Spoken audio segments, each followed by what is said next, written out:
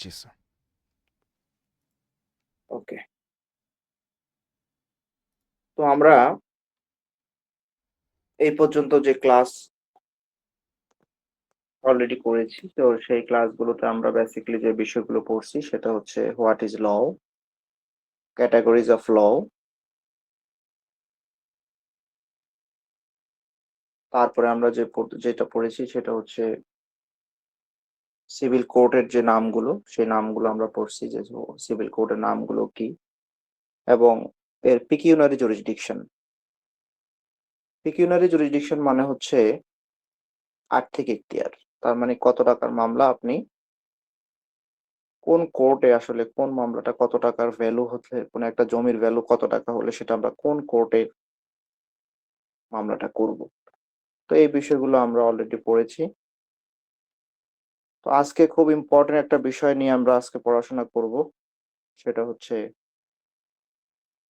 Civil কোর্টে যখন একটা মামলা পরিচালিত হয়, যেটাকে আমরা চ্যাপ্টার 7-এ আমরা যে টপিকসটা সেটা আমরা আজকে একটু পড়বো, সিভিল প্রসিডিংস।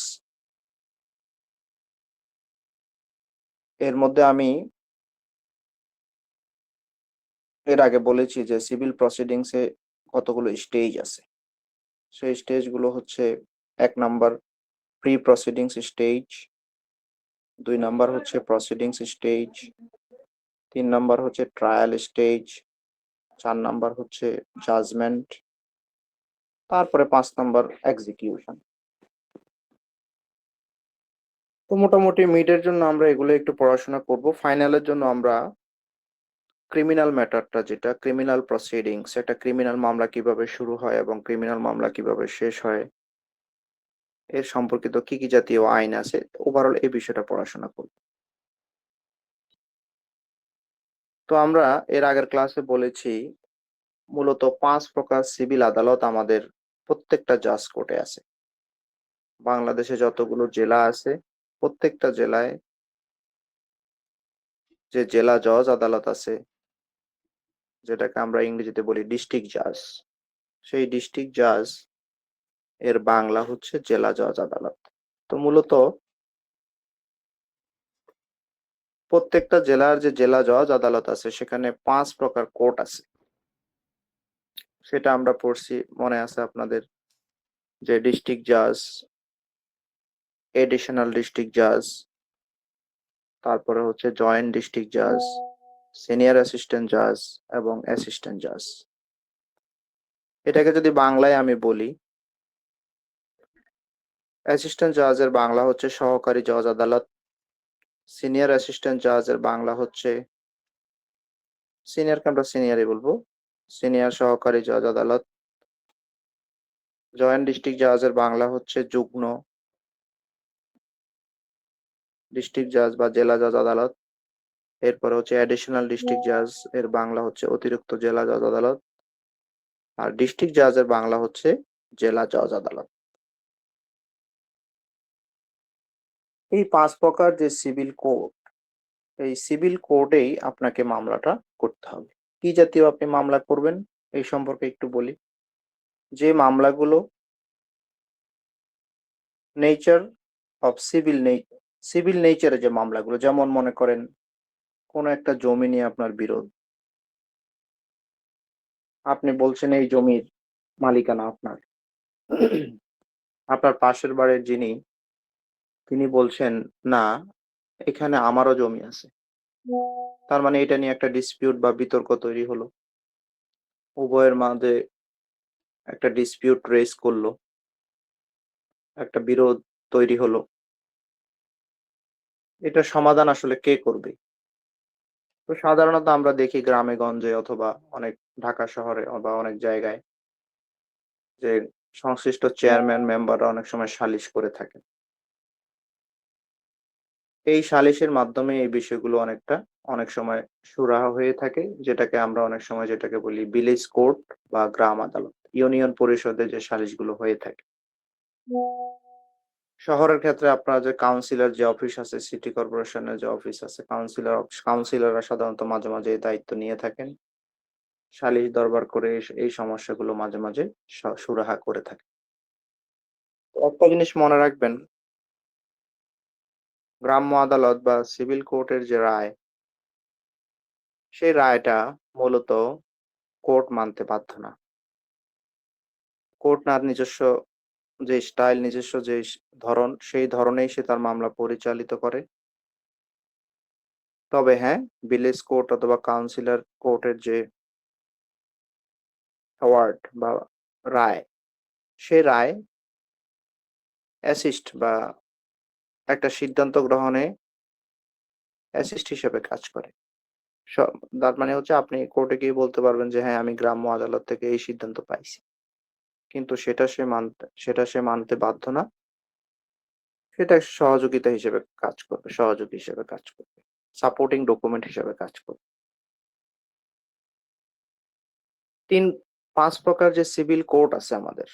এছাড়াও আরো বিভিন্ন ধরনের ডিসপিউট হয়, যেমন ২ জন আপনারা ভাই-বোন অথবা ৫ ভাই-বোন। এখন দেখা গেছে কোন একজন ভাইয়ের কাছে সকল ডকুমেন্ট আছে। আপনাকে সে কোন ডকুমেন্ট দিচ্ছে না।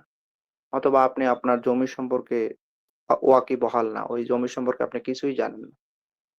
সেই ক্ষেত্রেও আপনি আদালতে শরণাপন্ন হয়ে একটা মামলা করতে পারেন। এই মামলাকে বলা হচ্ছে বন্টনের মামলা। তার মানে হচ্ছে আপনি আপনার সম্পত্তি বুঝে পাওয়ার জন্য যেটি করতে পারেন সেটা হচ্ছে বন্টনের মামলা, যেটাকে আমরা অনেক সময় বলি পার্টিশন স্যুট বা পার্টিশন কেস। এছাড়াও আরো অনেক ডিসপিউট আছে। সাপোজ আপনি কোনো একজন ডেভেলপার থেকে কোনো একটা অ্যাপার্টমেন্ট কিনলেন।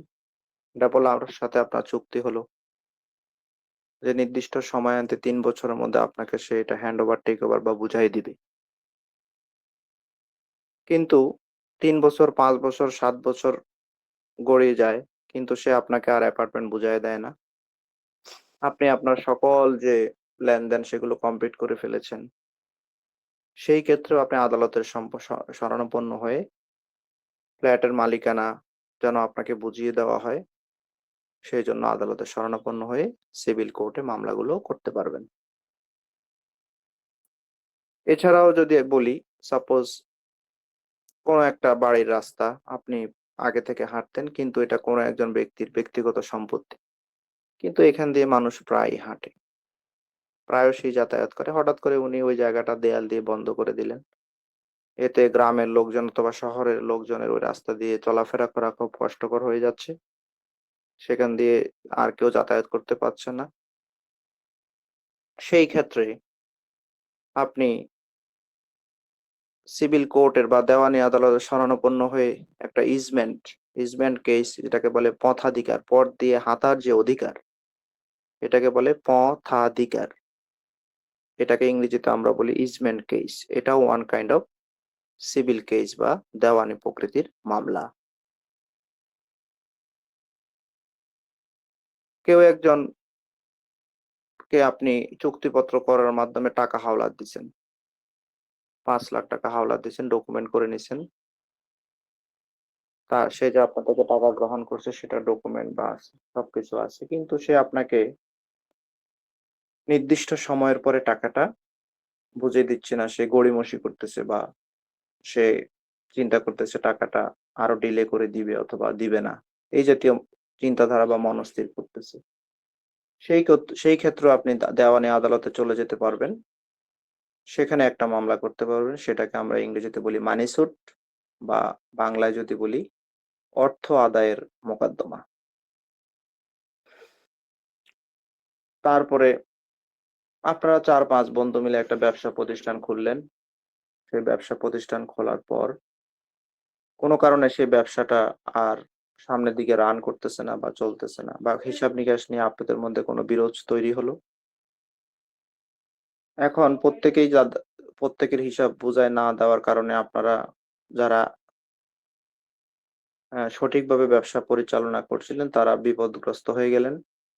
সেই ক্ষেত্রে আপনারা আদালতের শরণাপন্ন হয়ে প্রত্যেকের হিসাব যেন প্রত্যেকে বুঝাইয়া দেয়, সেই মর্মে আদালতে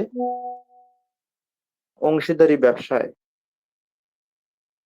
অথবা হিসাব-নিকাশ কমপ্লিট এবং এটাকে অবলুপ্ত করার জন্য দেওয়ানি আদালতে মামলা করতে পারবেন। তার মানে দেখেন, দেওয়ানি আদালতে এরকম আমি আরো অনেক বলতে পারবো।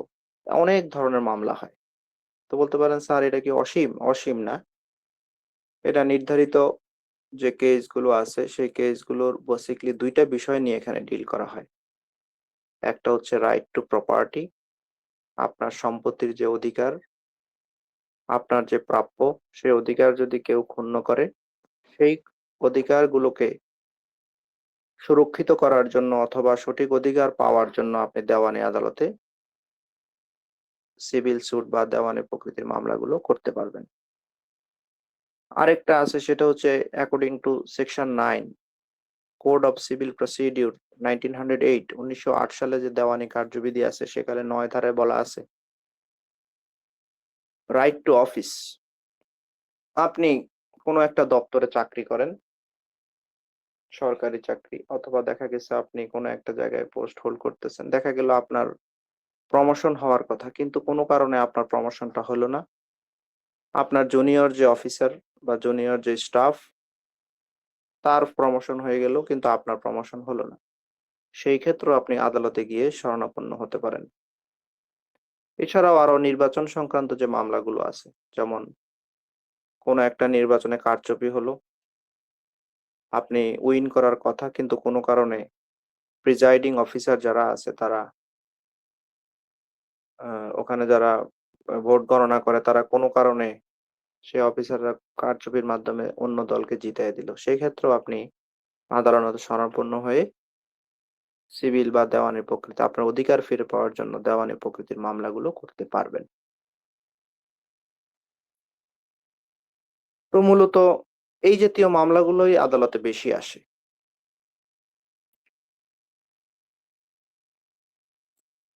তো সিভিল মামলাগুলো পরিচালনা করার ক্ষেত্রে দেখা যাচ্ছে বাদী এখানে ২ টা পক্ষ থাকে। এক পক্ষ থাকে বাদী যাকে আমরা ইংরেজিতে বলি প্লেইনটিফ। PLAINTIFF।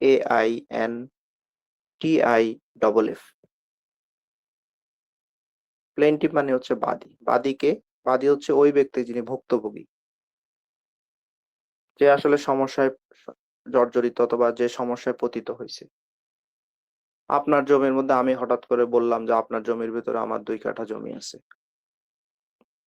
আপনি প্রবলেমে পড়ছেন। আপনি হবেন আদালতে যদি আপনি যান, সেক্ষেত্রে আপনি হবেন বাদী। আর যার বিরুদ্ধে আপনি মামলাটা করবেন তাকে আমরা বলবো বিবাদী। বিবাদী ইংরেজি হচ্ছে ডিফেন্ডেন্ট। DEFENDANT। তো আমাদের কোর্ট সিস্টেমে ২ টা পক্ষ থাকে। একজন থাকে বাদী যিনি মামলাটা করে থাকেন। যার বিরুদ্ধে মামলাটা করেন তিনি হচ্ছেন বিবাদী। কোথায় গিয়ে আপনি মামলাটা করবেন? আমি আগেই বলছি যে ৫ প্রকার সিভিল কোর্ট আছে। অ্যাসিস্ট্যান্ট জাজ, সিনিয়র অ্যাসিস্ট্যান্ট জাজ, জয়েন্ট ডিস্ট্রিক্ট জাজ, অ্যাডিশনাল ডিস্ট্রিক্ট জাজ এবং ডিস্ট্রিক্ট জাজ। মনে রাখবেন সরাসরি এই ৫ টা কোর্টে আপনি মামলা করবেন, এটা যদিও আমি বলছি কিন্তু মূলত ৩ টা কোর্টে আপনি সরাসরি মামলা করতে পারবেন। আর ডিস্ট্রিক্ট জাজ এবং অ্যাডিশনাল যে ডিস্ট্রিক্ট জাজ এই ২ জন ভদ্রলোক হচ্ছে সবার বড়, তিনি হচ্ছেন অ্যাপিল লেখেন। ছোট জন যিনি আপনার জমির ভ্যালু অথবা অ্যাপার্টমেন্টের ভ্যালু যদি ৳১ থেকে ১৫ লক্ষ টাকা পর্যন্ত হয়, তখন আপনি মামলাটা করবেন অ্যাসিস্ট্যান্ট জাজ কোর্টে। আপনার জমির ভ্যালু যদি ১৫ লক্ষ ৳১ থেকে ২৫ লক্ষ টাকা পর্যন্ত হয়, সেই ক্ষেত্রে আপনি মামলা করবেন সিনিয়র অ্যাসিস্ট্যান্ট জাজ কোর্টে। আপনার জমির ভ্যালু যদি ২৫ লক্ষ ৳১ থেকে আনলিমিটেড ১ কোটি, ১০ কোটি, ১০০ কোটি পর্যন্ত হয়, সেই ক্ষেত্রে আপনি মামলা করবেন জয়েন্ট ডিস্ট্রিক্ট জাজ কোর্টে, তার মানে হচ্ছে যুগ্ম জেলা জজ আদালতে। তাহলে আমাদের আরো ২ টা কোর্ট রয়ে গেল। ডিস্ট্রিক্ট জাজ এবং অ্যাডিশনাল ডিস্ট্রিক্ট জাজ তারা কি করবে? এই নিম্ন আদালতের যে রায়, মনে রাখবেন সিভিল কোর্টে যে রায়টা দেওয়া হয় সেখানে আমরা ১ম এ সেটাকে যে বিশদ আকারে বাদী কি বলছেন, বিবাদী কি বলছেন এর যে ব্যাখ্যা সম্বলিত যে বিষয়গুলো আছে সেগুলোকে বলা হচ্ছে ইংরেজিতে জাজমেন্ট বা রায়। এই জাজমেন্টের সংক্ষিপ্ত রূপকে বলা হচ্ছে ডিক্রি। তার মানে প্রত্যেকটা সিভিল মামলায় দুইটা জিনিস দেওয়া হয় মামলার ক্ষেত্রে। প্রথমে দেওয়া হচ্ছে জাজমেন্ট, যেখানে বাদী এবং বিবাদীর বক্তব্যগুলো বিশদ আকারে বর্ণনা করা থাকে। পরবর্তীতে সেটা সংক্ষিপ্ত রূপে একটা অর্ডার দেওয়া হয়, যেটাকে আমরা বলি ডিক্রি। প্রত্যেকটা ডিক্রির এগেইনস্টে আপনি ডিস্ট্রিক্ট জাজ কোর্টে এবং অ্যাডিশনাল ডিস্ট্রিক্ট জাজ কোর্টে সরাসরি অ্যাপিল ফাইল করতে পারবেন এটাকে রিভিশন করার জন্য। ডিস্ট্রিক্ট জাজ সাহেব যখন মামলায় ভারাক্রান্ত হয়ে যায়, 100-200 মামলায় তার কোর্টে ফাইল হয়ে যায়, তখন তিনি কিছু মামলা অ্যাডিশনাল অতিরিক্ত যিনি জেলা জজ আছেন তার কাছে ট্রান্সফার করে দেন। তার মানে দুইজনের ভ্যালু, দুইজনের ক্ষমতা কিন্তু একই, জুরিসডিকশন কিন্তু প্রত্যেকের সেম। তো আমরা মোটামুটি বুঝলাম যে কোন কোর্টে আমরা সরাসরি মামলাটা করব। এই 3টা কোর্টে আমরা সরাসরি মামলা করতে পারবো। উপরের 2টা কোর্টে, ডিস্ট্রিক্ট জাজ এবং অ্যাডিশনাল ডিস্ট্রিক্ট জাজ কোর্টে সরাসরি কোনো প্রকার মামলা করা যাবে না, কিছু কিছু মামলা ছাড়া। যেমন ট্রেডমার্ক বা কপিরাইট সংক্রান্ত যে আইন। এখন বলতে পারেন স্যার এটা আবার কি জিনিস? ট্রেডমার্ক কপিরাইট হচ্ছে আপনি কোনো একটা বই লিখলেন বা কোনো একটা কোম্পানি খুললেন, সেখানে যে মার্ক এবং আপনি বই লেখার পরে যে কপিরাইট হয়, যে এটা যেন অন্য কেউ ব্যবহার করতে যেন না পারে, এই মামলাগুলোকে সাধারণত বলা হচ্ছে কপিরাইট অথবা ট্রেডমার্ক সংক্রান্ত যে মামলা। এই মামলাগুলো সরাসরি আপনি ডিস্ট্রিক্ট জাজ বা জেলা জজ আদালতে করতে পারবেন, কিন্তু সিভিল মামলাগুলো সরাসরি আপনি ডিস্ট্রিক্ট জাজ এবং অ্যাডিশনাল ডিস্ট্রিক্ট জাজ কোর্টে করতে পারবেন না।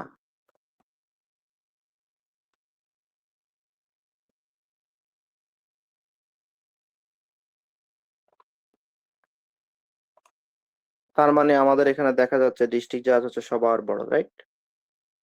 তারপরে কেউ যদি দেউলিয়া হয়ে যায়, ইনসলভেন্সি, আপনি কোন একটা প্রতিষ্ঠানের কাছে টাকা পান, দেখা গেছে ওই প্রতিষ্ঠান গিয়ে নিজেকে দেউলিয়া ঘোষণা করতে চাচ্ছে, সুবিধা কি? আর আপনার টাকা পয়সা দেওয়া লাগবে না। এই ইনসলভেন্সি বা দেউলিয়া সংক্রান্ত যে বিষয়গুলো আদালতের শরণাপন্ন হয়ে কেউ যদি ফাইল করে, সেটাও আপনি ডিস্ট্রিক্ট জাজ কোর্টে করতে পারবেন। এরপরও অ্যাডমিনিস্ট্রেশন এবং প্রবেট। প্রবেট মানে হচ্ছে আপনি কোনো একটা বিষয়ে মৃত্যুর আগে আপনার বাবা উইল করে দিয়ে গেছেন, ওসিয়তনামা করে গেছেন, সেই ওসিয়তটা কার্যকর করার জন্য আপনাকে ডিস্ট্রিক্ট জাজ কোর্টে সরাসরি কেস ফাইল করে সেটাকে সুরাহা করতে হবে। ট্রেডমার্ক সংক্রান্ত যে মামলাগুলো আছে সেগুলো আপনাকে করতে হবে। তার মানে আপনি একজন ব্যক্তির বলাবার উইল করে গেলেন, আপনার বাবা কিছু সম্পত্তি আপনাকে বলেন, বড় ছেলে এটা পাবা, ছোট ছেলে এটা পাবা, মেজর ছেলে এটা পাবা। সেখানে একজন অ্যাডমিনিস্ট্রেটিভ বা একজন একজনকে দায়িত্ব দেওয়া হবে যে তুমি কোর্টে গিয়ে সেটাকে এস্টাবলিশ করবা। তো মোটামুটি আমরা বুঝতে পারলাম যে ডিস্ট্রিক্ট জাজ বা জেলা জজ আদালতে আমাদের কি কি ধরনের অ্যাক্টিভিটিস করতে হয়। তো আমরা এখন চলে যাব পেজ নাম্বার 187। এখানে আমাদের বলা হচ্ছে stages in a civil proceedings. তো এই সিভিল প্রসিডিংস এর প্রথম যে পার্ট, প্রি প্রসিডিংস স্টেজ, এটা হচ্ছে মামলার একেবারেই প্রাথমিক স্তর। যেই প্রাথমিক স্তরে চেষ্টা করা হয় পার্টিরা যেন স্যার পেজ নাম্বারটা আরেকবার বলেন। 187, 187। এই প্রি প্রসিডিংস স্টেজে মূলত যে বিষয়টা আলোচনা করা হয়ে থাকে সেটা হচ্ছে যে আমরা কোনো একটা মামলা করার আগে চেষ্টা করি যে সে কোনোভাবেই যেন আদালতে না যায়, নিজেরা বসে যেন এটা সমাধান করতে পারি। একটা মধ্যস্থতার মাধ্যমে, একটা আরবিট্রেশনের মাধ্যমে যদি এটা সমাধান করে ফেলা যায়, তাহলে আদালতে যেতে হবে না। কারণ আপনি বাদী পক্ষ রাগ হয়ে আদালতে চলে গেলেন, সেক্ষেত্রে আপনাকে অ্যাডভোকেট নিয়োগ করতে হবে। বিবাদী পক্ষের বিরুদ্ধে আপনি মামলা করেন, সেও একজন অ্যাডভোকেট অ্যাসাইন করবে। প্রত্যেকটা মামলা পরিচালনা করার জন্য বাদী এবং বিবাদী উভয় পক্ষের কিন্তু একটা এক্সপেন্স বা প্রচুর একটা খরচ।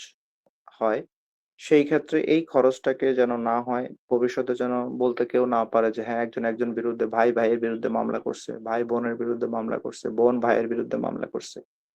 তো এই স্টেজে সাধারণত চেষ্টা করা হয় যে কোনো একটা বিষয় যেন আদালতে না গিয়ে সরাসরি নিজেরা বসে এটাকে সমাধান করার যে প্রক্রিয়া, সেই প্রক্রিয়াটাকে বলা হচ্ছে প্রি প্রসিডিংস স্টেজ।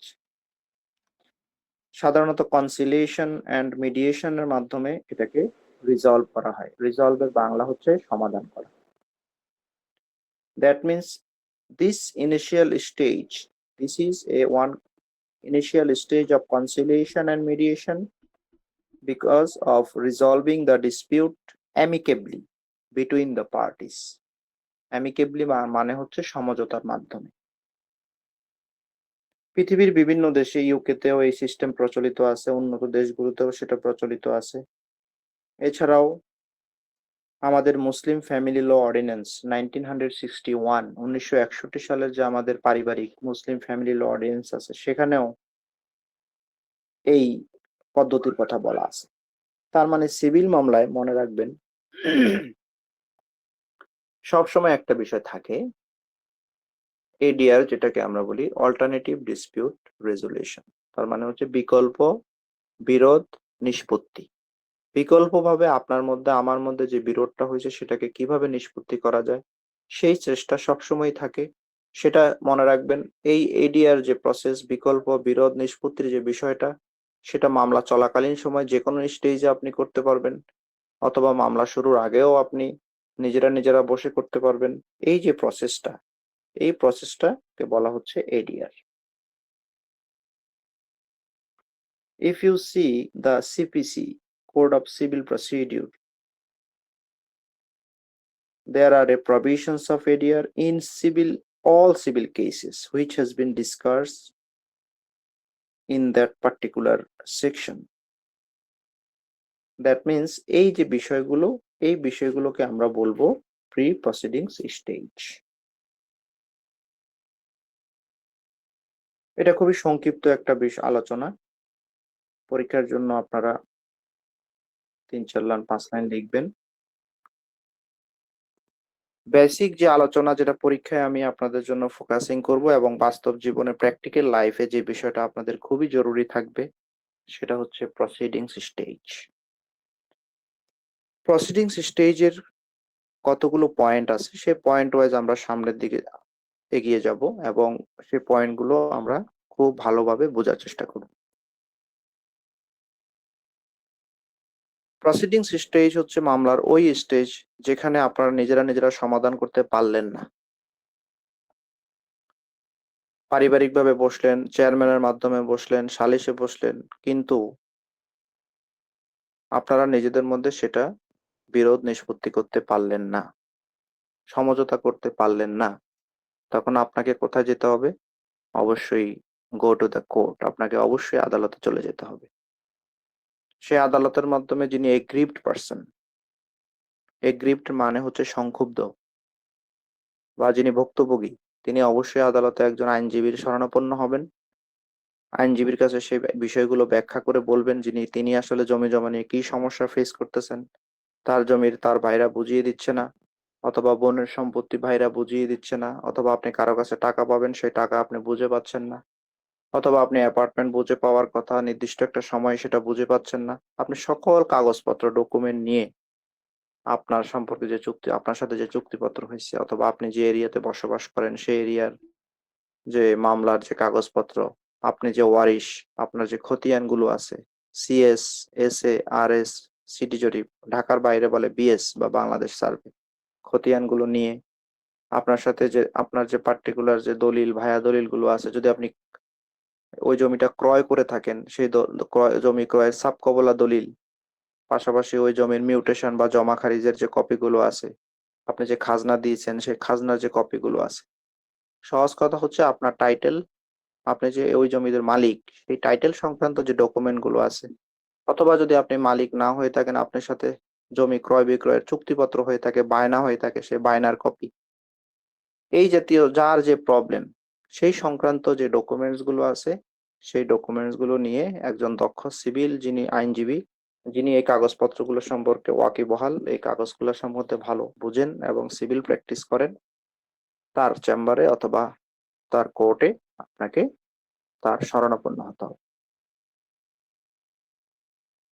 আপনি যখন কোনো আইনজীবীর শরণাপন্ন হলেন, আপনার কোনো একটা রাইটস যখন ভায়োলেশন হলো, আপনার অধিকার যদি আপনি বুঝে না পান, সেই ক্ষেত্রে আপনাকে আইনজীবী এই ডকুমেন্টগুলো দেখে একটা প্রতিকারের কথা বলবে যে আপনাকে এই ওয়েতে আগাইতে হবে, আপনাকে সিভিল কোর্টে এই মামলাটা করতে হবে, আপনাকে সিভিল কোর্টে প্রিএমশন মামলা করতে হবে, অথবা সিভিল কোর্টে ইজমেন্টের মামলা করতে হবে, অথবা আপনার টাইটেল স্যুট করতে হবে, অথবা মানি স্যুট করতে হবে।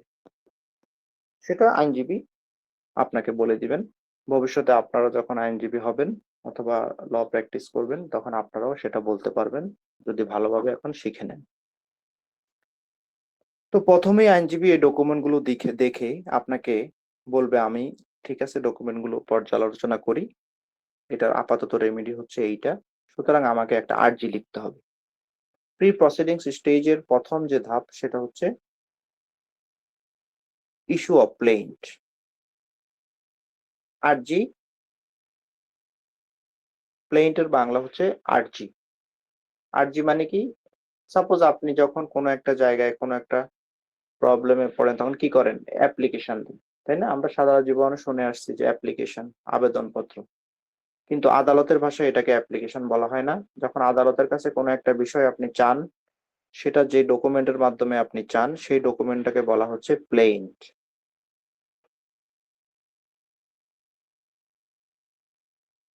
If you see the section 26 of the Code of Civil Procedure, আপনি যদি দেওয়ানি কার্যবিধির 26 ধারা দেখেন, সেখানে বলা হচ্ছে every suit instituted by the presentation of a plaint। তার মানে প্রত্যেকটা দেওয়ানি প্রকৃতির মামলা আর্জি দাখিলের মাধ্যমে সংগঠিত হয় অথবা স্টার্ট হয়, শুরু হয়। তার মানে আপনাকে একটা সিভিল মামলা করার সময় অবশ্যই যে জিনিসটা আইনজীবীর মাধ্যমে তৈরি করে প্লেস করতে হবে আদালতে, সেটাকে আমরা ইংরেজিতে বলবো প্লেইন্ট, PLAINT। এই প্লেইন্টের বাংলা হচ্ছে আর্জি। That means plaint is a statement of claim. It's itself a document by presentation of which a suit is instituted। তার মানে হচ্ছে এটা হচ্ছে একটা দাবি। প্লেইন্টের মাধ্যমে আপনি চাইবেন যে হ্যাঁ, আমি এই জমিটা আমার, সে আমার এই জোর করে এই জমিটা দখল করে নিয়ে গেছে, আমি বেদখল হয়ে গেছি এই জমি থেকে। সেটা হচ্ছে, আর এটা হচ্ছে আপনার একটা স্টেটমেন্ট। সেই স্টেটমেন্টটা আপনি চাইবেন আদালতের কাছে। কি আকারে চাইবেন? ক্লেম করবেন আদালতের কাছে যে আমি এটা, আমার জমিটা ফেরত চাই। সেটা কোথায় আপনি প্রেজেন্টেশন করবেন? আদালতে। কিসের মাধ্যমে? মামলা দাখিল করার মাধ্যমে অথবা মামলা ফাইল করার মাধ্যমে। আইনজীবী সাহেব প্লেনটা রেডি করে ফেললেন। প্লেনটা যখন তিনি রেডি করে ফেললেন, তখন তিনি লক্ষ্য রাখবেন, আপনার প্রবলেম নিয়ে আসছেন কুড়িগ্রামের, মামলা কি ঢাকা কোর্টে হবে? অবশ্যই না।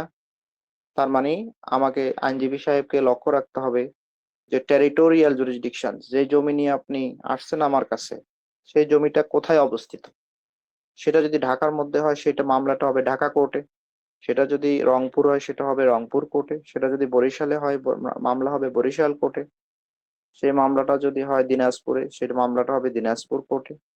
তার মানে সেই জমিটা কোথায় অবস্থিত সেটার দিকে আমাদের লক্ষ্য রাখতে হবে। সেটাকে ইংরেজিতে আমরা বলতেছি টেরিটোরিয়াল জুরিসডিকশন, আঞ্চলিক এখতিয়ার, কোন অঞ্চলে এই জমিটা অবস্থিত। পাশাপাশি আমাকে লক্ষ্য রাখতে হবে যে জমিটা নিয়ে আপনি আমার কাছে আসছেন, সেই জমির ভ্যালু কতটুকু। পিকিউনারি জুরিসডিকশন, আর্থিক এখতিয়ার কতটুকু। তার মানে হচ্ছে জমিটার ভ্যালু যদি 25 লক্ষ টাকা হয়, তাহলে আমরা মামলা করব কোথায়? সিনিয়র অ্যাসিস্ট্যান্ট জাজ কোর্টে। 25 লক্ষ 1 টাকা যদি হয়, 1 টাকার উপরে যদি হয়। নাকি সঠিক বলছি না ভুল বলছি? 15 লক্ষ টাকা পর্যন্ত হচ্ছে অ্যাসিস্ট্যান্ট জাজ কোর্টে, 15 লক্ষ 1 টাকা থেকে 25 লক্ষ টাকা পর্যন্ত হচ্ছে সিনিয়র অ্যাসিস্ট্যান্ট জাজ কোর্টে। তার মানে আপনার জমিটা যদি 25 লক্ষ টাকা হয়, তাহলে আমরা মামলা করব কোথায়? সিনিয়র অ্যাসিস্ট্যান্ট জাজ কোর্টে। জমিটার ভ্যালু যদি 1 কোটি টাকা হয় তাহলে মামলা করব কোথায় আমরা? প্রথমে বলছি জয়েন্ট ডিস্ট্রিক্ট জাজ কোর্টে। তার মানে হচ্ছে দেখেন, আমাকে লক্ষ্য রাখতে হবে যে জমিটা কোথায় অবস্থিত এবং জমির ভ্যালুটা কোথায়। কি দেখে ভ্যালুটা নির্ধারণ করব? আপনি জমিটা যখন ক্রয় করছিলেন অথবা ওই এলাকার যে মৌজা রেট সেটা আমরা লক্ষ্য রাখবো, অথবা ওই এলাকায় আসলে জমিটা ভ্যালু দিন দিন বাড়ে, যে এখন বর্তমানে ওই জমিটার রেট কেমন চলে এলাকায়, ওই জাতীয় একটা ভ্যালু আমরা আদালতে যখন আমরা আর্জি লিখবো সেই ক্ষেত্রে সেটা উল্লেখ করব। সেটাকে আমরা কিভাবে লিখি জানেন? আমরা লিখি হচ্ছে তায়েদাদ মূল্য, সুট ভ্যালু। সুট ভ্যালুটা লিখি মানে কি মামলার যে ভ্যালু, সেটাকে বাংলায় আমরা বলি তায়েদাদ। তয়াকার অন্তুস্তীয় দয়কার দা দ, তায়েদাদ মূল্য। তার মানে হচ্ছে এটাকে ইংরেজিতে আমরা বলি সুট ভ্যালু। ওই মামলাটার ভ্যালুটা কি? সুট মানে হচ্ছে মামলা, ভ্যালু মানে হচ্ছে মূল্য। তার মানে আমরা চেষ্টা করব যেই ভ্যালুটা সেটার উপর বেসিস করে সে মামলাটা করা। আমি আরজি লিখে ফেললাম, আমি আরজিতে উল্লেখ করলাম আপনি কিভাবে এই জমির মালিক হলেন, কে কার থেকে এই জমিটা পাইছেন, এই জমির আগে মালিক ছিল কে, এর আগের মালিক ছিল কে, টোটাল হিস্ট্রি গুলো আমি আমার যে প্লেন্ট বা আরজি সেটাকে উল্লেখ করব। তারপরে আমি কোর্টে চলে যাব আপনাকে নিয়ে। কোর্টে চলে যে সাপোজ আমার জমির ভ্যালু যদি 25 লক্ষ টাকা হয় তাহলে আমি কোন কোর্টে যাব? সিনিয়র অ্যাসিস্ট্যান্ট জাজ কোর্টে। ওখানে যে একজন কোর্ট অফিসার বসে থাকেন, যাকে আমরা বাংলায় বলি সেরেস্তাদার। এই অফিসারের কাছে যখন আমি আরজির কপিগুলো এবং আপনার ডকুমেন্ট গুলো নিব, ডকুমেন্ট গুলো একটা ফর্মের মধ্যে লিপিবদ্ধ করব, সেটাকে আমরা বলি ফিরিস্তি ফর্ম। এবং ওই কোর্টে যাওয়ার পর সেই কোর্ট অফিসার যিনি নিচে বসে থাকেন, জাজ সাহেবের নিচে যে ভদ্রলোকরা বসে থাকেন তিনি হচ্ছেন সেরেস্তাদার। তিনি সকল কিছু এক্সামাইন করবেন, তিনি দেখবেন আমি ঠিকমতো সবকিছু বসাইছি কিনা, প্রপার্টির মূল্য বসাইছি কিনা। সে আদালতে মামলাটা করার সময় আমাকে একটা কোর্ট ফি দিতে হবে। এখন বলতে পারেন স্যার এই কোর্ট ফি আমি কোথায় পাবো? এই কোর্ট ফি অ্যাক্ট আছে, সে আইনে বলা আছে কত টাকা ভ্যালু মামলার জন্য কত টাকা কোর্ট ফি দিতে হয়। সেটা আমি কোর্ট ফি জমা দিয়েছি কিনা, সেই কোর্ট ফি গুলো আমরা জমা দিব। যখন কোর্ট অফিসার এটাকে এক্সামাইন করবে, পরীক্ষা নিরীক্ষা করে দেখবে সবকিছু ঠিক আছে, তিনি একটা সিরিয়াল নাম্বার দিয়ে দিবেন এবং ওই সিরিয়াল নাম্বারটা রেজিস্টার খাতায় তিনি তুলবেন। তখন ওই মামলাটা তিনি ধরে নেওয়া হলো যে অফিসিয়ালি সে মামলাটা ফাইল হয়ে গেল। তার মানে হচ্ছে আপনি যখন মামলা করবেন সরাসরি ওই যে আমার যে আরজি যে লেখা অ্যাপ্লিকেশন সেটা গিয়েই আমি কোর্টে দিয়ে মামলা স্টেজ শুরু করতে পারবো না। ওখানে আমাকে সেরেস্তাদারের কাছে যেতে হবে, কোর্ট অফিসারের কাছে যেতে হবে। তিনি সকল কিছু চেক টেক করে একটা নাম্বার ফেল করবেন। সেই নাম্বারটা হচ্ছে আমার দেওয়ানি মামলার তারিখ। দেওয়ানি মামলার নম্বর থাকবে, তারিখ থাকবে এবং সাল থাকবে, কত সালে আমি মামলাটা করলাম। তার মানে হচ্ছে প্লেইন্ট হচ্ছে এমন একটা জিনিস যেখানে আপনি অ্যাপ্লিকেশনটা লিখবেন, সেই অ্যাপ্লিকেশনটার মধ্যে আপনার যে দাবি দাওয়া চাওয়া, আপনার যে ক্লেম, সকল কিছু সেই প্লেইন্টের মধ্যে থাকবে। 2 নম্বর পয়েন্ট হচ্ছে ইস্যু অফ প্রসেস। আপনি মামলা করলেন, বিবাদী কি জানে? সে তো ঘুমাচ্ছে বাসায়। বিবাদীকে তো আপনি বলেন নাই যে আমি কিন্তু তোমার বিরুদ্ধে মামলা করতে যাচ্ছি, এটা কেউ বলেও না। আপনি যখন মামলা করতে যাবেন, মামলা ফাইল হয়ে গেল, তখন বিবাদী তাহলে কিভাবে জানবে? বিবাদীর কাছে একটা সমন প্রেরণ করতে হবে। According to number 2.2 issue of process. এই সমন মানে কি? সমন মানে হচ্ছে চিঠি।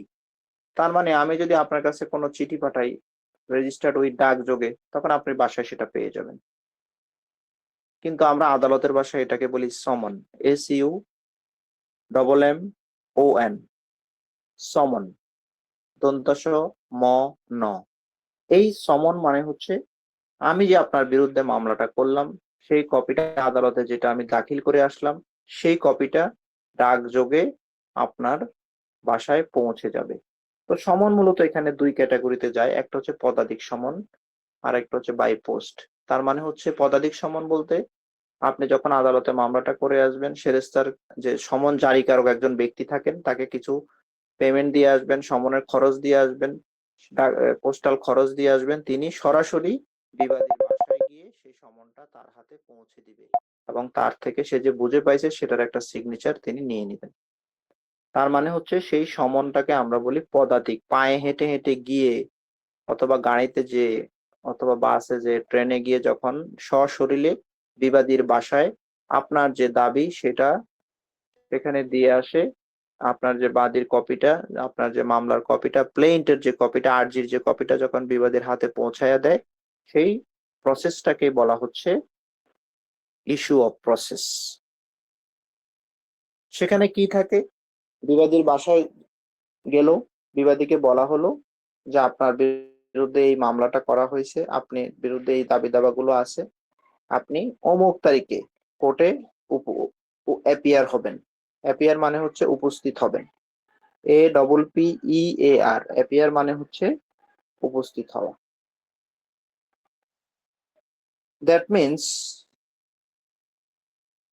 ইস্যু অফ প্রসেস যে বিষয়টা, that means it is issue of সমন which is processed by the court to the defendant. Why? কেন এই প্রসেসটা করা হচ্ছে? To appear and answer the claim. তাকে উপস্থিত হইলে হবে? সে উপস্থিত হইলে হবে না। বিবাদী কি করবে? তৎক্ষণাৎ আরেকজন লয়ারের সম্পন্ন হবে যে আমার বিরুদ্ধে তো একজন মামলা করছেন, এখন আমাকে আপনি হেল্প করেন। তখন বিবাদী আরেকজন আইনজীবীর শরণাপন্ন হবেন। বিবাদীর সাপোর্টিং যে ডকুমেন্ট গুলো আছে সেগুলো নিয়ে তিনি বিবাদীর যে আইনজীবী, বিবাদী সে আইনজীবীর চেম্বারে যাবেন এবং বিবাদীর যিনি আইনজীবী তিনি বাদীর যে ক্লেম বা দাবি সেটার প্রতি উত্তরে কি করবেন? সেটার জবাব দাখিল করবেন। অ্যান্সার দ্য ক্লেম, সেই ক্লেমের উত্তর দিবেন।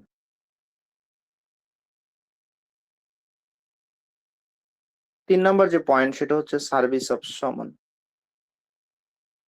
এখানে স্যার বলা হচ্ছে স্যার সমনটা হ্যাঁ, হচ্ছে দুই প্রকার। এই দুই প্রকার, একটা হচ্ছে পদাতিক, আরেকটা কি আমি ঠিক করে বুঝতে পারিনি স্যার। মানে এই প্রসেসটা দুই ভাবে হয়ে থাকে। একটা হচ্ছে বাই পোস্ট, আর একটা হচ্ছে সরাসরি গিয়ে দিয়ে আসা। আচ্ছা sir, okay. Thank you. 3 number point যেটা সেটা হচ্ছে সার্ভিস অফ সমন। এটা কি জিনিস? সমনে সাধারণত চিঠি, সেটার সাথে একটা প্লেইন্টের কপি যুক্ত থাকে। আপনি যে আর্জিটা করছেন, যে অ্যাপ্লিকেশনটা লিখছেন আদালতের কাছে, আদালত, আমি অ্যাপ্লিকেশন কথাটা বলতেছি আপনাদের বোঝানোর স্বার্থে, হ্যাঁ।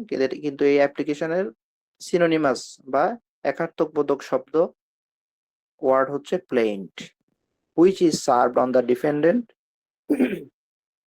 সেখানে বলা থাকে কি জাতীয় মামলা করা হচ্ছে আপনার বিরুদ্ধে, কি দাবি দাবা করা হচ্ছে এবং আপনার কাছে কি চাওয়া হচ্ছে।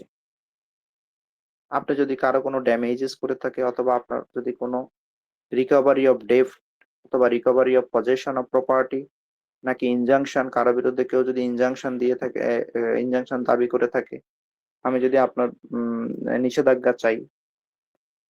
সহজ কথা হচ্ছে আপনার বিরুদ্ধে আমি কি জাতীয় মামলাটা করলাম, সেটা কি টাইটেল স্যুট, নাকি ঋণ রিকভারি করার জন্য আবেদন, নাকি আমি দখল উদ্ধারের জন্য, recovery of possession of property মানে হচ্ছে দখল পুনরুদ্ধারের জন্য মামলা করলাম, নাকি নিষেধাজ্ঞা চাইলাম, নাকি ক্ষতিপূরণ চাইলাম, কি জাতীয় চাইলাম, সেই আর্জির কপিতে সমনের সাথে যে কপিটা দেওয়া হবে সেখানে ওই মামলার যে নেচার, মামলার যে প্রকৃতি, সিভিল মামলার যে নেচার সেটা উল্লেখ করা থাকবে। সাধারণত এই সার্ভিস অফ সমনটা আমি আগেই বলছি, basically the summon is done by the court officer. Service of summon is done by the court officer and the normal method is by registered post, registered with AD. Registered ডাকযোগে সাধারণত এটি প্রেরণ করা হয়ে থাকে, অথবা অন্যভাবে যদি বলি, প্র্যাকটিক্যালি যেটা বলি সেটা হচ্ছে দুই ভাবেই করা হয়।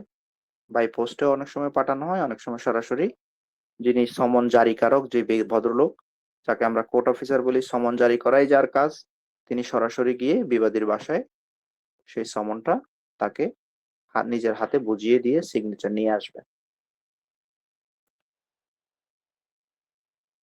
সমন আপনি পেয়ে গেলেন, সমনের মাধ্যমে বিবাদী কি হলো, তার যে বাদী যে দাবিগুলো করছে সেগুলো পেয়ে গেল, বুঝে গেল যে আসলে বাদী কি চাচ্ছে আমার কাছে। তিনি তার আইনজীবীর মাধ্যমে সেই জবাবটা দাখিল করবেন। 4 নম্বর পয়েন্টে এটাই আমরা শিখবো। সেখানে বলা হচ্ছে ফাইলিং রিটেন স্টেটমেন্ট। ফাইলিং মানে হচ্ছে ফাইল করা, রিটেন স্টেটমেন্ট মানে হচ্ছে লিখিত জবাব। এই জবাবটা কে দিবে? আগেই বলছি, যিনি মামলার বাদী তিনি প্লেইন্ট লিখলেন আইনজীবীর মাধ্যমে, আর যিনি জবাব দাখিল করবেন সেটা তাদেরকে বলি আমরা ডিফেন্ডেন্ট বা বিবাদী, যার বিরুদ্ধে মামলাটা করা হচ্ছে। বিবাদী পক্ষ তার যে আইনজীবী তার মাধ্যমে আদালতে নির্দিষ্ট সময়, যেটা সমনের মধ্যে উল্লেখ থাকে যে অমুক তারিখে আপনি হাজির হয়ে আপনার জবাব দাখিল করবেন। এই জবাব দাখিলের ইংরেজি হচ্ছে written statement. Basically the summon a date is put by the court. Why? For the appearance of the defendant. সাধারণত সমনে একটা ডেট দেওয়া থাকে, সেই উল্লেখিত তারিখেই বিবাদীকে কোর্টে উপস্থিত হতে হয়। উপস্থিত হলো তার আইনজীবীর মাধ্যমে। তিনি সময় চাইতে পারেন যে আমি সময় খুব সংক্ষিপ্ত, আমি জবাব দাখিলের জন্য আমি আরেকটু সময় চাই। সে রিটেন স্টেটমেন্টও জবাব, আর লয়ার যদি জবাব দাখিল করতে চায়, লিখিত জবাব দাখিল করতে, সেটাও সে পারবে। That means on that day, ওই দিন defendant either submit his written statement or asks for time to file the same in some future date. তার মানে হচ্ছে ওই দিন বিবাদী পক্ষ তার আইনজীবীর মাধ্যমে আদালতে উপস্থিত হয়ে লিখিত জবাবও দাখিল করতে পারে, অথবা আদালতের কাছে কি চাইতে পারে, ask for the time. Say time, সময় চাইতে পারে, সময় সময়ের প্রার্থনা করতে পারে। সময়ের প্রার্থনা করতে পারে ওই দিনে। এই বিষয়গুলো আপনারা যখন সিপিসি পড়বেন আরো ডিটেইলস আমরা পড়াবো আপনাদেরকে, কোন অর্ডারের কত ধারা, এই বিষয়গুলো আমরা শিখবো। এখন আপাতত আমরা বেসিক যে বিষয়গুলো সেটা আমরা শেষ করব। এখন দেখা গেল ওই দিন বাদী নিজেই আসে নাই। Plaintiff has failed to pay the required court fee, অথবা সে যে কোর্ট ফি দেওয়ার কথা, অথবা যে পোস্টাল চার্জ, সমনটা জারি করার জন্য টাকা পয়সা দেওয়ার কথা, সমনটা জারি করার জন্য, সমনটা পৌঁছায় দেওয়ার জন্য, কোনো কারণে সে যদি এই জাতীয় ঘটনা ঘটায়, একটু আগে যে আমরা পড়লাম সার্ভিস অফ সমন, তখন সেই ক্ষেত্রে কিন্তু আদালত রাগ করে সেই মামলাটা ডিসমিস করে দিতে পারবে। That means if the plaintiff has failed to pay the required court fee, then court may dismiss the suit. That means আপনার মামলাটা খারিজ হয়ে যাবে। ডিসমিস মানে হচ্ছে বাতিল হয়ে যাওয়া। তার মানে আপনাকে সঠিক পদ্ধতি অবলম্বন করে যেখানে টাকা কোর্ট ফি দেওয়া দরকার সেখানে কোর্ট ফি দিতে হবে, সমন জারিকারককে যে টাকা দেওয়া দরকার সেখানে সেই পেমেন্টটা আপনাকে করতে হবে, মামলা করার সময় যে প্রসেসটা অবলম্বন করার কথা সেটা আপনাকে কোর্ট অফিসারের নির্দেশনায় সেই কাজটা করতে হবে। এই প্রসিডিউরাল মিস্টেক যদি আপনি করেন, সেই ক্ষেত্রে আপনার কিন্তু মামলাটা আদালত ত্রুটি পেলে খারিজ করে দিবে। তার মানে হচ্ছে আমরা মামলা করে দিলাম, বিবাদী পক্ষ ধরে নেন কোর্টে উপস্থিত হয়ে তার লিখিত জবাব দাখিল করলো, আদালতের এই মামলাটা উঠলো। এই প্লেইন্ট এবং রিটেন স্টেটমেন্ট, আর্জি এবং লিখিত জবাবের যে প্রসেসটা, এটাকে একসাথে একটা ওয়ার্ডে বলা হয়ে থাকে, যেটাকে আমরা ইংরেজিতে বলি প্লিডিং। পরীক্ষায় যদি আসে, বার কাউন্সিল পরীক্ষায় আপনাদের আসবে এরকম যে what is the meaning of pleading. Pleading মানে কি? প্লিডিং মানে হচ্ছে প্লেইন্ট এবং রিটেন স্টেটমেন্ট, এই দুইটা বিষয়কে একসাথে বলা হচ্ছে প্লিডিং। তো আপনারা যখন 5 নম্বর পয়েন্টটা দেখবেন, অল্টারনেটিভ ডিসপিউট রেজুলেশন। অল্টারনেটিভের বাংলা হচ্ছে বিকল্প, ডিসপিউট মানে হচ্ছে বিরোধ, রেজুলেশন মানে হচ্ছে নিষ্পত্তি। বিকল্প, বিরোধ, নিষ্পত্তি। এখন আদালত যখন বাদী পক্ষের প্লেইন্ট পেল, বিবাদী পক্ষের লিখিত জবাব পেল, তখন চেষ্টা করবে যে উভয় পক্ষকে কোনোভাবে নিজেরা, এখন তো ক্লিয়ার হয়ে গেল, বাদীও বুঝে গেল যে আমি কি চাই। লিখিত জবাবের মাধ্যমেও যে বিবাদী আপনাকে ধরা দিচ্ছিল না, আপনিও বুঝে ফেললেন যে বিবাদী আসলে কি জবাব দাখিল করলো, সে আসলে কি চাইতেছে। কোর্টও বুঝে ফেললো। তখন কোর্ট কি করবে, এই সমস্যাটাকে যেন সামনের দিকে না আগায় বা সামনের দিকে না অগ্রসর হয়, সেই ক্ষেত্রে কোর্ট কি করতে পারে, একটা বিকল্পভাবে এটাকে, এই বিরোধটাকে নিষ্পত্তি করা যায় কিনা উভয় পক্ষকে একটা প্রপোজাল দিবে। That means if the pleading is complete, the dispute between the parties become clear, crystal clear, and the court normally fixes a date for first hearing. তখন আদালত একটা ফার্স্ট হিয়ারিং বা প্রথম শুনানির একটা দিন ধার্য করবে এবং ওই দিন পার্টিদেরকে বলবে যে আপনারা নিজেরা এটা সমাধান করেন, অথবা আপনি কোর্টের মাধ্যমে এডিআর এর একটা প্যানেল লয়ার আছেন, তাদের শরণাপন্ন হন, তাদের মাধ্যমে এটাকে সমাধান করে ফেলেন। এতটুকু বুঝলেই হবে। এতটুকু জানতে পারেন যে এই এডিআর প্রসেসটা আসলে কোন ধারা মোতাবেক হয়। এখানেও একটা পদ্ধতির কথা বলা আছে, সেটা আপনারা যখন সিপিসি পড়বেন, কোড অফ সিভিল প্রসিডিউর, এই আইনটা যখন আপনাদেরকে 3 ক্রেডিটের একটা কোর্স একটা সেমিস্টারে পড়ানো হবে, সেখানে আমরা শিখাবো যে এডিআরটা আসলে কিভাবে করা হয়, সেই পদ্ধতিগুলো কি। According to CPC Code of Civil Procedure in section 89A and 89B and the chapter B of the Orthorin Adalat 2003, এই যে আইনটার কথা বললাম, এগুলোর মাধ্যমে সাধারণত মিডিয়েশন এবং আরবিট্রেশনের পদ্ধতিটা অবলম্বন করা হয়। তার মানে সহজ কথা হচ্ছে, এতটুকু পর্যন্ত বুঝেন যে মধ্যস্থতা করার মাধ্যমে যেন সামনে মামলাটা অগ্রসর না হয়, এই পদ্ধতি অবলম্বন করে যে মামলাটা উভয় পক্ষ যদি বুঝে যে হ্যাঁ না ঠিক আছে আমরা ভুল ছিলাম, এখন আমরা যদি এভাবে করি তাহলে সহজ হয়ে যাবে, সামনের দিকে আরো অগ্রসর হতে মামলা কিন্তু এখানেই শেষ হয়ে যাবে। কিন্তু এডিআর ফেল করলো কোনো কারণে, উভয় পক্ষ বললো না আমরা আদালতের মাধ্যমে সেটা নিষ্পত্তি করতে চাই, আমরা এডিআর প্রসেসটাকে ফলো মানে অবলাইজ করলাম না, মানলাম না, অথবা এটা আমরা মানি না, সেই ক্ষেত্রে আপনারা 6 নাম্বার পয়েন্টের দিকে অগ্রসর হবেন। এটাকে আমরা বলছি ফার্স্ট হিয়ারিং, এফএইচ। আদালতে যখন যাবেন তখন এটাকে সংক্ষেপে বলবে এফএইচ, তখন আপনাকে বুঝতে হবে যে এটাকে বলা হচ্ছে ফার্স্ট হিয়ারিং। আদালতে ওই মামলাটা উঠে গেল। That means if the system of ADR is undertaking and if it is successful, the dispute will end there. তার মানে ADR প্রসেসটা যদি শেষ সাকসেসফুল হয় তাহলে প্রসেস কিন্তু এখানেই শেষ হয়ে যায়। But if the ADR fails, যদি কোনো প্রকার মধ্যস্থতা ফেল করে, the court shall proceed with hearing of the suit from the stage at which the suit stood before the decision of mediate. তার মানে হচ্ছে ব্যাক টু দ্য প্যাভিলিয়ন, বল আবার আগের জায়গায় প্যাভিলিয়নে ফিরে গেল। তার মানে এডিআর ফেল করলে মামলাটা যে স্টেজে ছিল পুনরায় সেই স্টেজে ব্যাক করলো। তো প্রথম হিয়ারের দিন কি হবে, কোর্ট কি করবে, আদালত সাধারণত এই দিন যে জিনিসটা করে, উভয় পক্ষকে শোনে, বাদীর যে ক্লেম, যে দাবি সেটা কি, সে সেটা যেটা অ্যাডমিট করে সেটা সে স্বীকার করে, সেটা ওকে। আর যেটা ডিনাই করে, বিবাদী বলে আমি এটা বাদী যে ক্লেমটা করছে সেটা আমি মানি না, সেটা আমি ডিনাই করলাম। তার মানে হচ্ছে প্লেইন্ট এবং রিটেন স্টেটমেন্টের যে আলোচনা, সেই বিষয়গুলো কিছু বিষয় অ্যাডমিশন হয়, স্বীকার করে নেয়। অ্যাডমিশন মানে হচ্ছে স্বীকৃতি বা স্বীকার করে নেওয়া, আর ডিনাই মানে হচ্ছে স্বীকার করে না নেওয়া। তার মানে এক পক্ষ কোনো বিষয়কে স্বীকার করে নেয়, আবার আরেক পক্ষ কোনো বিষয়কে ডিনাই করে। তো সাধারণত কোনো পক্ষ কর্তৃক কোনো স্বীকৃত বিষয় এবং অপর পক্ষ কর্তৃক কোনো কিছু অস্বীকৃত হয়, তখন এটাকে ইংরেজিতে বলে ফ্রেমিং অফ ইস্যুস, যেটা আমরা 7 নাম্বার পয়েন্টে বলবো। 7 নাম্বার পয়েন্টে যে বিষয়টা দেখবো সেখানে হচ্ছে ফ্রেমিং অফ ইস্যুস। তার মানে হচ্ছে বিচার্য বিষয় নির্ধারণ। বিচার্য বিষয় মানে কি, বিচারের জন্য যে বিষয়, সেটাকে ইংরেজিতে বলে বিচার্য বিষয়। তো সাধারণত 2 ধরনের বিচার্য বিষয় আছে। Issues are of 2 kinds.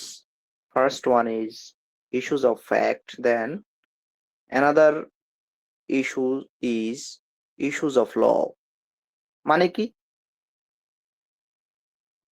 একটা হচ্ছে ঘটনা সংক্রান্ত, কি ঘটেছিল, আপনার ওই দলিলটা যখন হয়েছিল কারা কারা সাক্ষী ছিল, এই দলিল সম্পর্কে কে কে জানে, এই দলিলের যে জমির কথা বলা হচ্ছে, যে বিক্রেতা, তার কে কে ওয়ারিশ বাকি আছে বা কে কে আছে। তার মানে এই যে ঘটনাগুলো, ফ্যাক্ট, এটা it's a one kind of fact, একটা ঘটনা। আপনার এই জমিটা কিভাবে আপনি পেলেন, এই জমির ক্রয় বিক্রয়ের সাথে কারা কারা সম্পৃক্ত ছিল, কারা কারা সাক্ষী ছিল, এটা হচ্ছে ফ্যাক্ট। আপনি কি এই জমিটার অ্যাকচুয়াল মালিক কিনা এবং সঠিক পদ্ধতি অবলম্বন করে আপনি কি দানপত্র করেছিলেন কিনা, সঠিক পদ্ধতি অবলম্বন করে আপনি ওসিয়তনামা বা ডিড অফ উইল করেছিলেন কিনা, সঠিক পদ্ধতি অবলম্বন করে আপনি সাবকবলা দলিল বা আপনার যে বিকৃত দলিল সেটা ঠিক হয়েছিল কিনা, এটা হচ্ছে ইস্যুজ অফ ল। তার মানে আইনে বর্ণিত যে পদ্ধতি, সেই পদ্ধতিটাকে যদি আপনি সঠিকভাবে পালন না করেন, তার মানে আপনি লটাকে সঠিকভাবে পালন করলেন না। তার মানে আদালত দুইটা বিষয় দেখবে, ফ্যাক্ট, কিভাবে হয়েছিল এই দলিলটা, কারা কারা ছিল, কে কে সাক্ষী ছিল, এটা হচ্ছে ফ্যাক্ট। আর সঠিক আইন মোতাবেক এই দলিলটা হয়েছিল কিনা, সেটাকে আমরা বলবো ইস্যুজ অফ ল। তার মানে হচ্ছে দেখেন, এখানে দুই ধরনের ইস্যু আছে। আপনি আরজিতে দাবি করলেন, হ্যাঁ এই জমির আপনি আমার কাছ থেকে 5 কাঠা আমার জমির মালিক, এর মধ্যে এক কাঠা জমি বিবাদী পাবে। আর বিবাদী বলল, না এটা 1 কাঠা না, আমি 2 কাঠা জমি পাবো। তার মানে দেখেন 1 কাঠা জমি কিন্তু সলভড। বাদীও স্বীকার করে নিছে আপনি 1 কাঠা পাবেন, বিবাদী বলছে 2 কাঠা, 2 কাঠার মধ্যে 1 কাঠা কিন্তু সলভ, আর 1 কাঠা নিয়ে ডিসপিউট। তার মানে হচ্ছে আদালত এখন কয় কাঠা নিয়ে বিচারটা করবে, 1 কাঠা নিয়ে। তার মানে এখানে বিচার্য বিষয় যদি সন্ধি বিচ্ছেদ করেন, বিচারের জন্য যে বিষয়, তার মানে যে বিষয়টা নিয়ে আদালত সিদ্ধান্ত দিবে, জাজমেন্ট দিবে এবং ডিক্রি দিবে।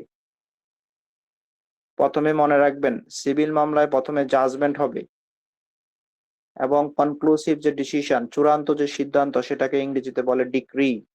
ডিক্রি আবার 2 প্রকার, প্রাইমারি ডিক্রি এবং প্রিলিমিনারি ডিক্রি, আর হচ্ছে ফাইনাল ডিক্রি। সেটা আমরা পরে বিশদ আলোচনা করব। আপাতত এতটুকু মনে রাখবেন, যে কোনো সিভিল মামলায় রায় হয় আগে জাজমেন্ট, তারপরে সংক্ষিপ্ত যে কনক্লুসিভ যে সিদ্ধান্ত হয় সেটা সংক্ষিপ্ত আকারে হয়, সেটাকে আমরা বলবো ডিক্রি।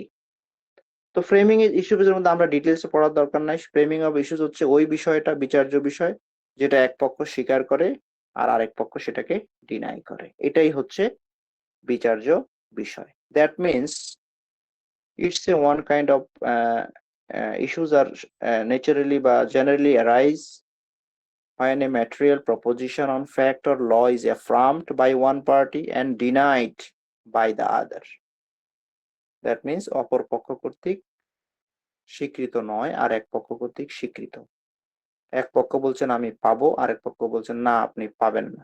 এই যে বিষয়টা নিয়ে আদালত বিচার করবে, এই বিচারের বিষয়টাকে বলা হচ্ছে বিচার্য বিষয় বা বিচারের জন্য যে বিষয়, সেটাকে আমরা ইংরেজিতে বলি ফ্রেমিং অফ ইস্যুস। লাস্ট যে পয়েন্টটা আজকে আমরা পড়বো সেটা হচ্ছে সেকশন 30। সেকশন 30, যেটাকে আপনি আদালতে গেলে শুনবেন SD, settling of date for hearing. উভয় পক্ষ তার বক্তব্য পেশ করলো, বিচার্য বিষয় আদালত নির্ধারণ করে ফেললো। আদালত এখন ফোকাসিং চলে আসলো যে আমি আসলে কোন বিষয়টা নিয়ে আলোচনা করব। তো settling of date of hearing যে বিষয়টা, সেখানে মামলায় সাধারণত যে জিনিসটা ফলো করা হয়, যে আলটিমেটলি কোনো একটা বিষয়ে যখন বাদী পক্ষের কোনো কোশ্চেন্স থাকে, সাপোজ আপনার বড় ভাইয়ের কাছে কোনো একটা দলিল আছে, সেই দলিলটা আপনার কাছে নাই, অথবা ওই জমি নিয়ে আপনার কোনো কিছু বিষয় জানার আছে, ছোট ভাই জানে না, তখন বড় ভাইকে জিজ্ঞেস করলে সে তো আপনাকে বলবে না, স্বাভাবিক। তখন আপনি আদালতের কাছে চাইতে পারেন ওই জমিটার একটা, ওই দলিলের একটা কপি যেন আপনাকে দেওয়া হয়।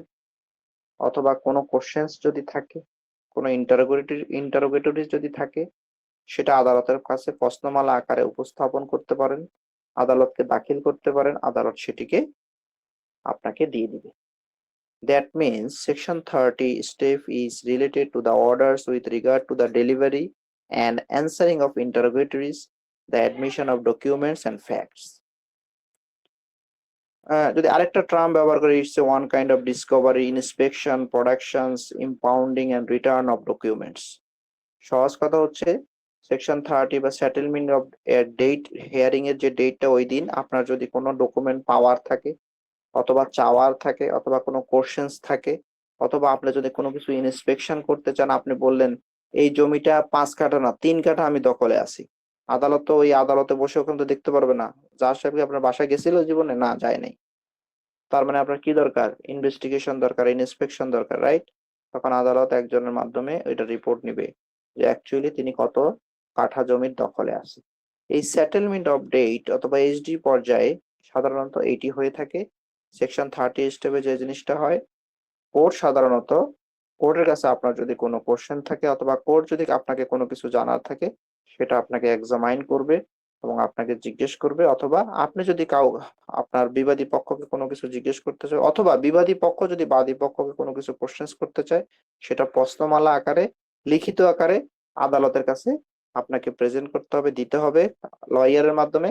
আদালত তার প্রতি উত্তরে সেই ডকুমেন্টটাকে আপনার কাছে দেওয়ার ব্যবস্থা করবে। এটাকেই বলা হচ্ছে সেকশন 30 স্টেপ অথবা settling of date for hearing. পরবর্তী নেক্সট ক্লাসে ইনশাল্লাহ আমরা যেটা পড়বো সেটা হচ্ছে ট্রায়াল স্টেজ। তো নাসিম, আপনি তাইলে রেকর্ডিংটা অফ করতে পারেন। মোটামুটি আমাদের 1 ঘন্টার একটা রেকর্ডিং, বেসিক আপনাদের সিভিলের যে বেসিক, এই বেসিক জিনিসটা আমি আপনাদেরকে বললাম। আপনার রেকর্ডিংটা একটু গ্রুপে দিয়ে দিয়েন। আপনারা এটা বারবার একটু শুনবেন দয়া করে, কারণ হচ্ছে আপনারা এই সিভিল যারা প্র্যাকটিস করবেন ভবিষ্যতে অথবা সিভিল নিয়ে যারা মনে রাখবেন, আদালতে কিন্তু আসলে সিভিল প্র্যাকটিসের অনেক অভাব, লয়ার নাই।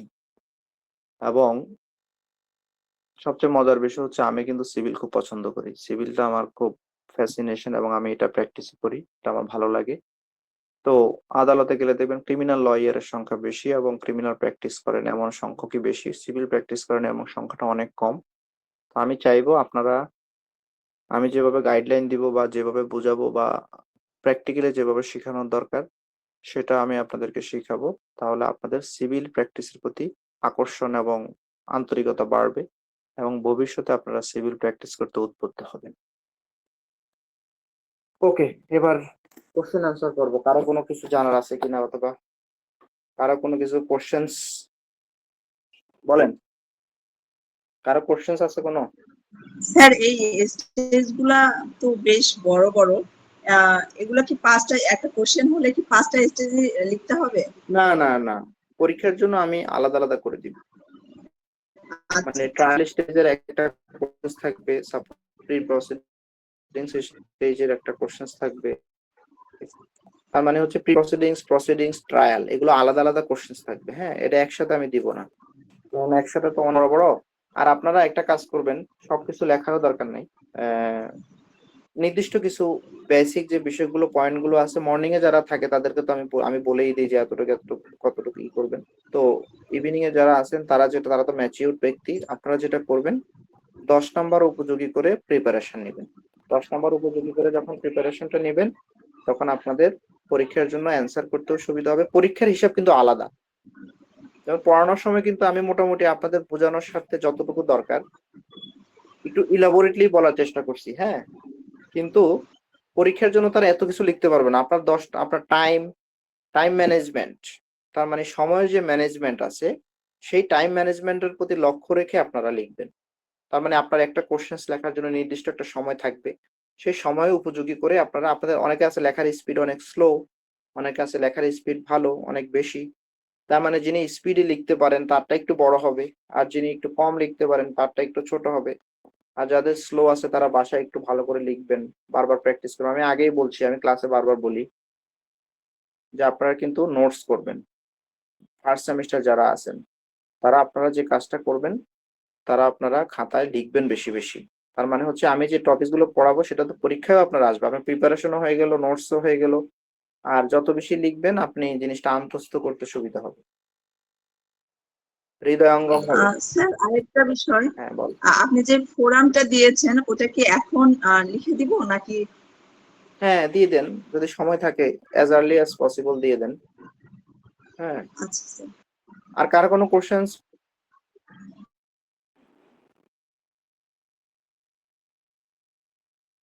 আপনারা সবাই কিন্তু বই কিনবেন, হ্যাঁ। এই যে কারণ হচ্ছে বই যদি না থাকে, বই হচ্ছে আপনাদের পাওয়ার। আপনার কাছে যখন কোনো ক্লায়েন্ট আসবে, কোনো একটা বিষয়ে যখন আপনি জানতে চাইবেন বা ক্লায়েন্ট আপনার কাছে জানতে চাইবে, তো অনেক সময় দেখা গেছে আপনি ওই জিনিসটা মনে করতে পারছেন না, ক্লায়েন্টকে বললেন যে ঠিক আছে আমি জেনে আপনাকে জানাবো, তখন কিন্তু বই থাকলে আপনার জিনিসটা সাথে সাথে পেলেন। হ্যাঁ, আর বই কিন্তু মানুষ এরকম না যে অনার্স পাস করার পর, মাস্টার্স পাস করার পরে বা অ্যাডভোকেট হওয়ার পরে একসাথে বসে এক ট্রাক নিয়ে বই নিয়ে চলে আসে, বিষয়টা এরকম না।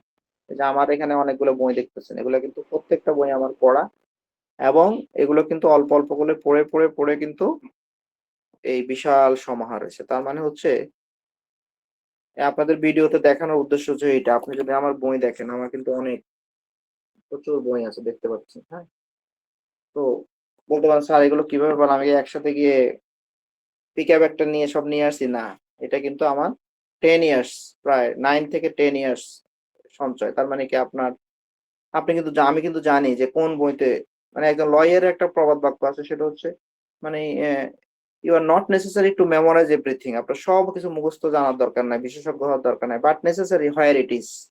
আমি কিন্তু জানি কোন বইতে কোথায় কোন সেকশনে কি আছে। তার মানে আপনার ওই বিষয়টা জানার দরকার যে কোন বইয়ে কোথায় গেলে আপনি কি পাবেন। এই জায়গাটা যদি আপনি এনশিওর করতে পারেন, তাহলে আপনি ভবিষ্যতে ভালো অ্যাডভোকেট এবং ভালো প্র্যাকটিশনার অথবা জাজ, যেটাই বলেন না কেন, ভালো কিছু হইতে পারবেন, ভালো টিচার, সবকিছু। তার মানে আপনার কনসেপ্ট ক্লিয়ার থাকতে হবে। আমি আগেই বলি, আপনি যে বিষয়ে পড়েন না কেন, যতটুকুই পড়েন না কেন, যতক্ষণ পর্যন্ত না আপনি সেই কনসেপ্টটা ক্লিয়ার না হচ্ছে, ততক্ষণ পর্যন্ত আপনি সেটা ছাড়বেন না। সেটা বই পড়ে হোক, গুগল করে হোক, ইউটিউব দেখে হোক, অথবা কোনো টিচারের শরণাপন্ন হয়ে হোক, আপনি ওই জিনিসটাকে পুরোপুরি হৃদয়ঙ্গম করে, মানে আত্মস্থ করে তারপরে ছাড়বেন। এটা হলে যেটা হবে, তাহলে ভবিষ্যতে আপনাকে কেউ আর আটকাইতে পারবে না। আপনার কাছে খুব স্বচ্ছ মনে হবে সবকিছু। তো ঠিক আছে, সবাই ভালো থাকবেন। আর কারো কোনো কোশ্চেন নেই? ফার্স্ট সেমিস্টার যারা আছে তাদের তো অনেক কোশ্চেন, কিন্তু ভয় করে না, আমি জানি। ভয়ের কোনো কারণ নেই। তো আপনারা যে বিষয়গুলো পড়লেন বা পড়ালাম, সেই বিষয়গুলো বাসায় একটু বারবার রেকর্ডিংটা শুনবেন।